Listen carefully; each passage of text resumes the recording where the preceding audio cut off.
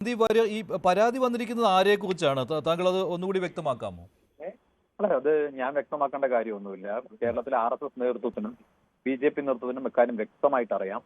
BJPയിലെ സംസ്ഥാനത്തെ പ്രമുഖനായ നേതാവിനെതിരെ ബന്ധുവായിട്ടുള്ള യുവതി സെക്ഷൽ മോളസ്റ്റേഷനുള്ള പരാതി കൊടുത്തിട്ടുണ്ട്.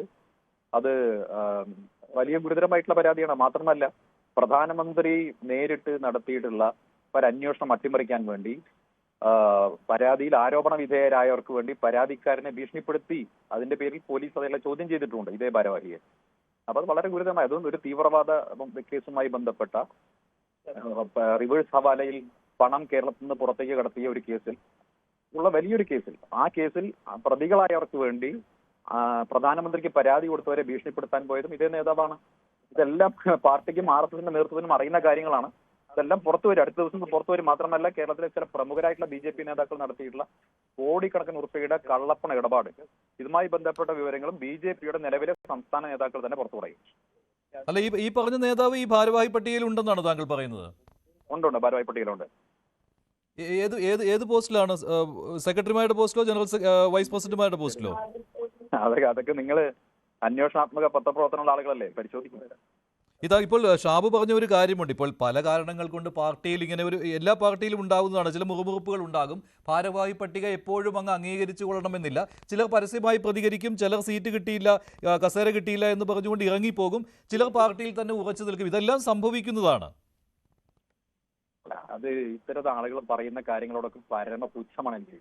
കാരണം ഞാൻ ഉന്നയിച്ചിട്ടുള്ള വിഷയങ്ങളൊക്കെ പിന്നീട് നിലവിൽ BJPയിൽ ഇരിക്കുന്ന ആളുകൾ തന്നെ സാധൂകരിച്ചിട്ടുള്ളതാണ്. ഞാൻ പറഞ്ഞത് ശരിയാണ്. ഈ കോഴിക്കോട്ടുകാരനായിട്ടുള്ള അന്നത്തെ സംസ്ഥാന ഭാരവാഹി പാലക്കാട് ഉപതെരഞ്ഞെടുപ്പിന്റെ സമയത്ത് നടത്തിയിട്ടുള്ള തെറ്റായിട്ടുള്ള ഇടപെടലുകൾ അത് പാലക്കാട് പ്രശ്നങ്ങൾ ഉണ്ടാക്കി എന്നുള്ളത് ഞാനാണോ പറഞ്ഞത്? പിന്നീട് ആരാ പറഞ്ഞത്? ഇലക്ഷൻ കഴിഞ്ഞ ശേഷം പറഞ്ഞല്ലോ. ഞാൻ പറഞ്ഞതെല്ലാം ശരിയായിരുന്നു എന്ന് സമ്മതിച്ചല്ലോ. അപ്പൊ ആത്മാഭിമാനമുള്ള ആളുകൾക്ക് അവിടെ തുടരാൻ പറ്റില്ല. അഭിമാനബോധമില്ലാത്ത അടിമകൾക്ക് അവിടെ തുടരാം. എനിക്കത് ഒരു പ്രയാസവുമില്ല. എനിക്ക് അത്യാവശ്യം അഭിമാനമുള്ളത് കൊണ്ട് ഞാൻ ഇറങ്ങിപ്പോകുന്നു, അത്രേ മാറ്റമുള്ളൂ.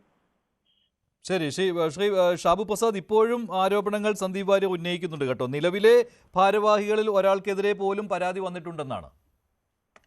ഇപ്പൊ എന്ത് പറയാൻ ചെയ്യാൻ ആർക്ക് എന്തിനെതിരെയാണെന്ന് ആരോപണങ്ങളും പ്രത്യാരോപണങ്ങളും ഇങ്ങനെയൊക്കെ ഉന്നയിക്കാൻ പറ്റാത്തത്? മനുഷ്യർ ഓരോ രീതിയിൽ അവരവരുടെ ഫ്രസ്ട്രേഷൻസ് ഇങ്ങനെ തീർക്കുന്നു എന്നുള്ളതല്ലാതെ ഇപ്പം കുറച്ചു കാലം കൂടി ഇതിന്റെ അകത്ത് തുടർന്നിരുന്നെങ്കിൽ ഇപ്പം ഇനി തനിക്കും ഇതിന്റെ അകത്തൊരു സ്ഥാനം കിട്ടുമായിരുന്നു, കിട്ടിയേനെ എന്ന അന്നത്തെ ഒരു തീരുമാനം തെറ്റായിരുന്നു എന്നൊക്കെ എന്നുള്ള തോന്നലിൽ നിന്ന് പലരും പലതും പറയുന്നുണ്ടാകും. ഇനിയിപ്പം പറഞ്ഞിട്ട് കാര്യമില്ല. പോയ ബുദ്ധി ആന പിടിച്ചാലും വരില്ലല്ലോ. നഷ്ടവസന്തത്തിൽ തപ്തനിശ്വാസമേ എന്നൊക്കെ പറഞ്ഞിരുന്ന ആ ഒരു ഫ്രസ്ട്രേഷൻ ഈ രീതിയിൽ ഇങ്ങനെ തെറി വിളിച്ചും ഈ രീതിയിലുള്ള ആരോപണങ്ങൾ ഉന്നയിച്ചും ഒക്കെ തീർക്കാനല്ലേ ആൾക്കാർക്ക് കഴിയുള്ളൂ. അത് അവരുടെ നിസ്സഹായാവസ്ഥയാണ്. നമ്മൾ അതിനെ സഹതാപത്തോടെ കൂടി നോക്കിക്കാണുക. എനിക്ക് പുച്ഛമൊന്നുമില്ല, ഒരു വില കുറഞ്ഞ സഹതാപം എന്നുള്ളതല്ലാതെ മറ്റൊന്നും എനിക്ക് ഈ രീതിയിലുള്ള പ്രതികരണങ്ങളോട് പറയാനില്ല. അത്രയും ഞാനതിനെ അങ്ങനെ കാണുന്നു. ശരി, ശ്രീ ഷാബു പ്രസാദ്. ഇപ്പോൾ BJP സംസ്ഥാന കമ്മിറ്റി ഓഫീസിന്റെ ഉദ്ഘാടനം 11 മണിക്ക് നടക്കാൻ പോവുകയാണ്. പ്രധാനപ്പെട്ട നേതാക്കളെല്ലാം എത്തിക്കഴിഞ്ഞു. അമിത്ഷാ 11 മണിക്ക് എത്തും. TG സജിത്ത് കൂടി ചേരുകയാണ്. സജിത്ത്, ഇത് തദ്ദേശ ഭരണ തെരഞ്ഞെടുപ്പിലും അതുപോലെ നിയമസഭാ തെരഞ്ഞെടുപ്പിലും BJPക്ക് പ്രകടനം മെച്ചപ്പെടുത്തേണ്ടതുണ്ട്. കൃത്യമായ ലക്ഷ്യം നിർവചിച്ചു തന്നെയാണ് രാജീവ് ചന്ദ്രശേഖറെ കേരളത്തിലേക്ക് അയച്ചിരിക്കുന്നത്. അപ്പോൾ അദ്ദേഹത്തിന് ഒരു